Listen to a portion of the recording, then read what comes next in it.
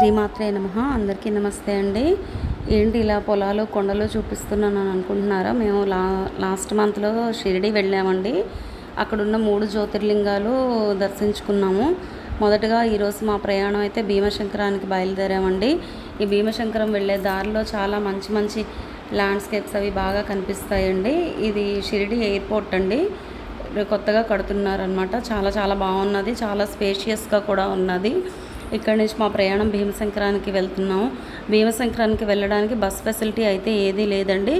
ఉన్నది ఒకటే బస్సు, అది ఎప్పుడు బయలుదేరుతుందో ఎప్పుడు వస్తుందో తెలీదు. మనకి తెలియని చోటుకి వెళ్ళినప్పుడు ఏదైనా ఒక మంచి ట్రావెల్ చూసుకొని మాట్లాడుకోవడం చాలా మంచిది. మేమైతే అలాగే ఒక ట్రావెల్ మాట్లాడుకున్నామండి. ఒక కారు వెళ్ళే దారంతా ఇలా పెద్ద కొండల మధ్యలోంచి దారి చాలా చాలా బాగుందండి. నిజంగా లైఫ్లో ఒక్కసారైనా వెళ్ళవలసిన ప్రదేశం అండి భీమశంకరం అనేది. చాలా చాలా బాగుందండి. రూట్ అంతా కూడా పిల్లలు కూడా చాలా బాగా ఎంజాయ్ చేస్తారు ఇలాంటి ప్రదేశాలకు తీసుకెళ్ళినప్పుడు. మీరందరూ కూడా ఒకసారి వెళ్ళండి తప్పనిసరిగా. వెళ్ళే దారే కాదండి, ఆ గుడి కూడా చాలా చాలా బాగుంటుంది. భీమశంకరం అనేది 12 జ్యోతిర్లింగాలు, 12 జ్యోతిర్లింగాల్లో భీమశంకరం కూడా ఒక జ్యోతిర్లింగం. చాలా చాలా బాగుందండి గుడి ప్రాంగణం అది కూడాను. మనకి బస్ ఫెసిలిటీ ఉండదు కాబట్టి మేము ట్రావెల్ అయితే మాట్లాడుకున్నాము. మేము 4 రోజులకి ట్రావెల్ మాట్లాడుకున్నాం. 4 రోజులకి కలిపి 16,000 తీసుకున్నారండి. ట్రావెల్ కూడా చాలా చాలా మంచి ట్రావెల్ అండి. ఆ డ్రైవర్ కూడా చాలా సపోర్టివ్గా మాకు ఉన్నాడు. చాలా బాగా అన్నీ చూపించాడు దగ్గరుండి. మాకు తెలియని ప్లేసెస్ కూడా ఇక్కడ ఇలా ఉంటుంది, ఇలాంటి కోవిళ్ళు ఉంటాయి, ఇక్కడ బ్రేక్ఫాస్ట్ బాగుంటుంది, ఇక్కడ భోజనం బాగుంటుందని ప్రతిదీ కూడా మాకు దగ్గరుండి తిప్పి చూపించాడండి. చాలా మంచి ట్రావెల్ అండి అది. ఇలా వెళ్తున్న కొద్దీ మనకి రూట్ అయితే చాలా చాలా బాగుంటుందండి. మేమైతే మార్నింగ్ 6 గంటలకు బయలుదేరాము. 6 గంటలకు బయలుదేరి 7:30కి మాకు బ్రేక్ఫాస్ట్ కాపారండి. టిఫిన్ తినేసి మళ్ళీ బయలుదేరి వెళ్ళేసరికి 12:15 అయింది. అదంతా కూడా ఒక కొండ ప్రాంతం కదండి, కాస్త స్లోగా వెళ్ళాల్సి వచ్చింది. ఘాట్ రోడ్ అనమాట.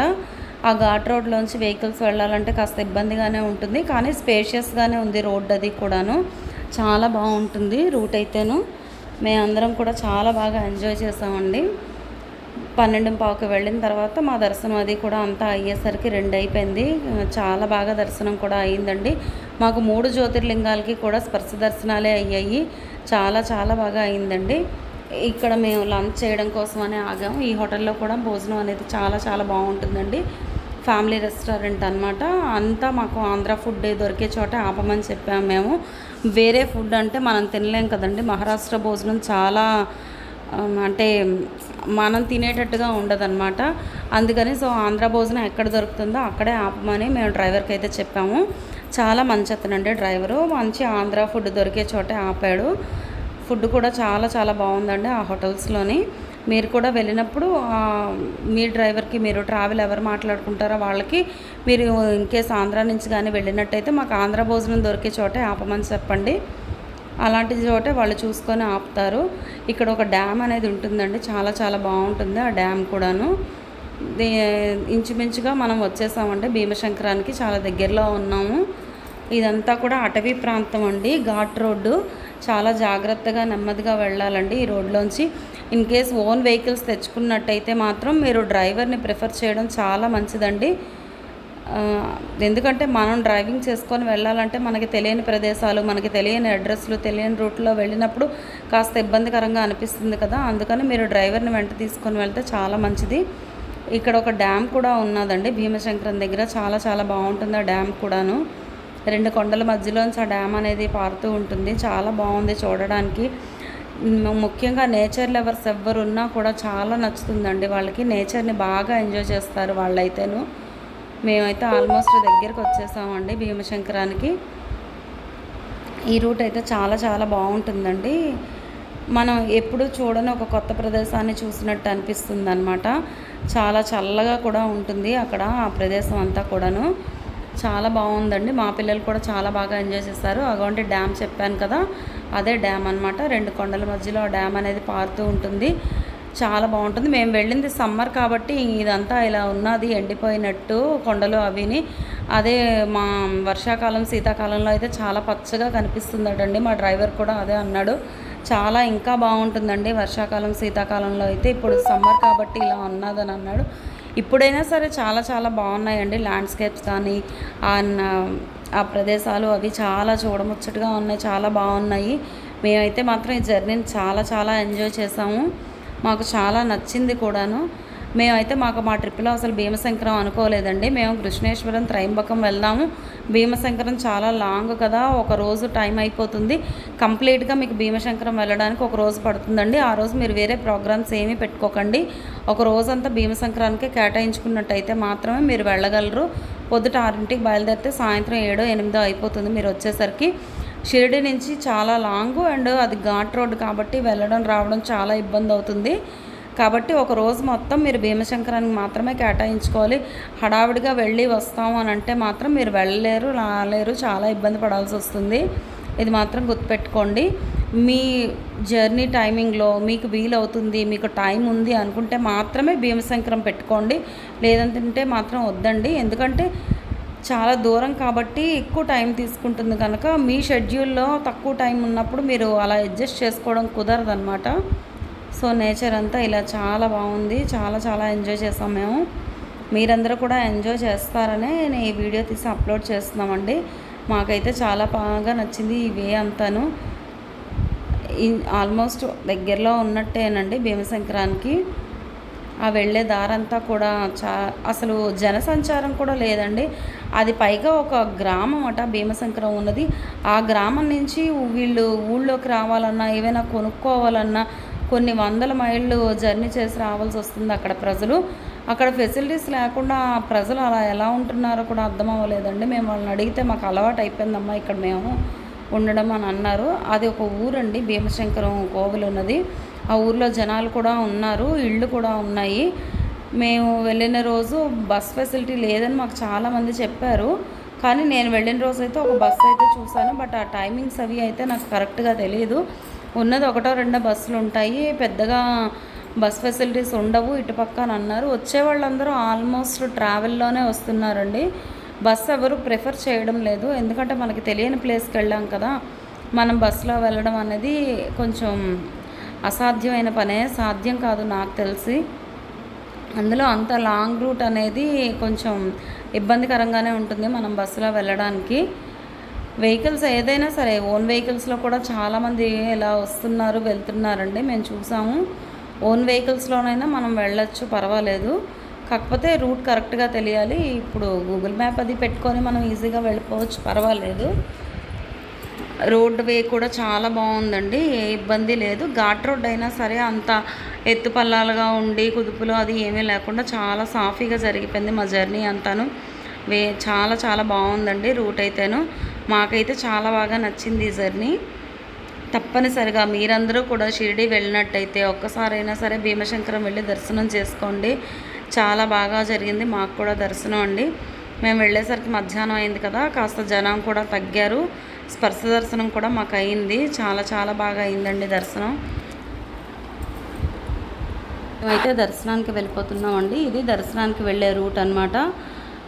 బయట చెప్పులు అవి ఉంచేసి ఇలా లోపలికి వెళ్ళాలి. దగ్గర ఒక 180 మెట్లు 190 మెట్ల వరకు ఉంటాయండి. కొంచెం పెద్దవాళ్ళు వెళ్ళినప్పుడు జాగ్రత్తగా చూసుకొని ఎక్కి దిగండి. అంటే అంత ఎత్తుగా ఏమీ ఉండవు కానీ పర్వాలేదు, మనలాంటి వాళ్ళమైతే వెళ్ళిపోవచ్చు. కాస్త ముడుకుల నొప్పులు, కాళ్ళ నొప్పులు అవి ఉన్న పెద్దవాళ్ళు లాంటి వాళ్ళు అయితే కాస్త నెమ్మదిగా వెళ్ళండి, పర్వాలేదు. 180 మెట్ల అని మీరు అనుకోక్కర్లేదు, అంత ఎత్తుగా ఏమీ ఉండవండి మెట్లు కూడాను, పర్వాలేదు. మనం ఇలా వెళ్ళే దారంతా కూడా ఇక్కడ కోవాలు అవి అన్నీ అమ్ముతూ ఉంటారండి. పూజా సామాగ్రి కూడా ఇలా బుట్టల్లో పెట్టి అమ్ముతూ ఉంటారు. మేము కూడా ఒక బుట్ట తీసుకున్నాం. అందులో స్వామివారికి మారేడు పత్రి, ఉమ్మెత్త పువ్వులు, ఒక కొబ్బరికాయ అండ్ గంగాజలం సీసా ఒకటి, ఒక గంధం డబ్బా, విభూది ప్యాకెట్ అవి పెట్టించారండి. అది 100 రూపాయలు ఛార్జ్ చేశారు. కానీ మాకు తెలియక మేము మొదట్లోనే కోవిల ఎంట్రన్స్లోనే తీసేసుకున్నామండి 100 రూపాయలు ఇచ్చి. కిందకి దిగే కొద్దీ కూడా చాలా దొరుకుతున్నాయి, అక్కడైతే 50-60 రూపాయలకే ఇస్తున్నారు. ఇదేనండి భీమశంకరం గోపురం, చాలా చాలా బాగున్నదండి, చాలా బాగా దర్శనం అయింది మాకైతేను. నిజంగా ఒక విధంగా చెప్పాలంటే జన్మధన్యమైందండి. స్వామివారి స్పర్శ దర్శనం చేసుకున్నాము, చాలా చాలా బాగా అనిపించింది. ఇలా బయటకు వచ్చిన తర్వాత బయట ఒక శివలింగం ఉంటుందండి. ఆ శివలింగానికి మనం పువ్వులు అవి పెట్టి కుంకుమ పసుపు కుంకాలు అవి పట్టుకెళ్ళి మనం పూజ చేసుకోవచ్చు అనమాట. బయట ఇలా శివలింగం నంది ఉంటాయి. ఇక్కడ మనం పూజ చేసుకోవచ్చు. మనం ఏం పూజా సామాగ్రి తీసుకెళ్ళినా అక్కడ పూజ చేసుకోవచ్చు. లోపలైతే సరే మనల్ని ఏ పూజ చేయనివ్వరండి. మన చేతిలో ఉన్న బుట్టలో సామాన్లు కూడా అలా స్వామివారికి చూపించేసి మనకి ఇచ్చేస్తారనమాట. అంతే తప్ప లోపల పూజా కార్యక్రమాలు ఏమి ఉండవు. మేము కూడా బయటకు వచ్చిన తర్వాత ఇక్కడున్న శివలింగానికి పూజ చేసుకున్నాం. ఆ పక్కనే మనకి ప్రసాదాల కౌంటర్ ఒకటి ఉంటుందండి. ఈ ప్రసాదాలు తీసుకున్నాం. 6 లడ్డూలు 100 రూపాయలండి. బాక్స్లో పెట్టి ఉంచుతారు. 6 లడ్డూలు ఉంటాయి అందులోని. లడ్డు కూడా చాలా బాగుందండి, చాలా రుచికరంగానే ఉంది. కాకపోతే ఎక్కువ రోజులైతే ఉండదండి. మీరు ఒక రోజు 2 రోజులకి వెనక్కి వచ్చేస్తాము ఇంటికి అనుకుంటేనే ఎక్కువ కొనుక్కోండి. లేదు అంటే ఒక బాక్స్ తీసుకొని అక్కడే ప్రసాదం తీసేసుకోండి తప్ప ఎక్కువ కొనుక్కొని తెచ్చుకునే ప్రయత్నం మాత్రం చేయకండి. ఎందుకంటే ఎక్కువ రోజులైతే స్టోర్ ఉండవండి అవి. మాకైతే దర్శనం చాలా చాలా బాగా అయింది. మేము వెళ్ళినప్పుడు కూడా మాకు ఎంట్రన్స్ వేరే వైపు నుంచి ఇచ్చారండి లోపలికి, గుడి లోపలికి వెళ్ళడానికి. అక్కడ ఏవో కోవుల పనులు అవి జరుగుతున్నాయి, రెనోవేషన్ చేస్తున్నారు. అందుకని మాకు ఎంట్రన్స్ వేరే వైపు నుంచి ఇచ్చారనమాట. ఇది కోనేరండి, స్వామివారి కోనేరట. ఇక్కడ నీళ్ళు స్వామివారి అభిషేకానికి వాడతారట. చాలా చాలా బాగుందండి భీమశంకరం. బయటకు వచ్చిన తర్వాత మరొక ఆలయ దర్శనానికి అయితే ఆ ఎదురుగానే ఒక అమ్మవారు ఉంటారండి. ఆ ఊరి గ్రామదేవతట ఆవిడ దర్శనానికి కూడా వెళ్ళామండి మేము. చాలా బాగా అయింది దర్శనం. ఇదంతా మార్కెట్ ప్లేస్ అండి. ఇగోండి ఈ అమ్మవారేను, ఆ ఊరి గ్రామదేవత అండి ఈ అమ్మవారు. దర్శనం అయితే మాకు చాలా చాలా బాగా అయింది. ఆ అమ్మవారి దర్శనానికి వెళ్ళాము. లోపలికి వెళ్ళేసరికి లోపల జనాలు ఉన్నారు. అమ్మవారు విగ్రహం ఇది. వెనక అమ్మవారేమో సింధూరం రంగులో ఒక రాతి విగ్రహం ఉంటుందండి. బయటికి మాత్రం ఇలా వెండి కవచంతో ముఖం అనేది తయారు చేసి పెట్టారు. ఆలయం కూడా చాలా చాలా బాగున్నదండి. దర్శనం మాత్రం చాలా బాగా అయింది మాకు ఈ ఆలయంలో కూడా. ఆ ఊరి గ్రామదేవత అండి ఈవిడ. తప్పకుండా దర్శనం చేసుకోవాలట భీమశంకరం వెళ్ళినప్పుడు. ఇదే భీమశంకరం బస్ స్టాండ్ అండి. ఒక బస్ కనిపించింది కదా, ఒక బస్సే ఉంది. ఇది డ్యామ్ అండి. నేను వెళ్తున్నప్పుడు చెప్పాను కదా ఒక డ్యామ్ అనేది ఉందని. ఆ డ్యామే ఇది భీమశంకరం దగ్గర. చాలా చాలా బాగుందండి ఈ డ్యామ్ కూడాను. చాలా బాగా దర్శనం అయింది. మేమైతే రిటర్న్ అయితే అయిపోతున్నాం భీమశంకరం నుంచి. మిగతా వీడియోస్ కూడా మీకు అనేవి నేను అప్లోడ్ చేస్తాను. నెక్స్ట్ వీడియోస్లో మేము ఇంకెక్కడెక్కడికి వెళ్ళాము, ఏమేమి చూసాము అన్నది మీకు వీడియోస్ అప్లోడ్ చేస్తూ ఉంటాను.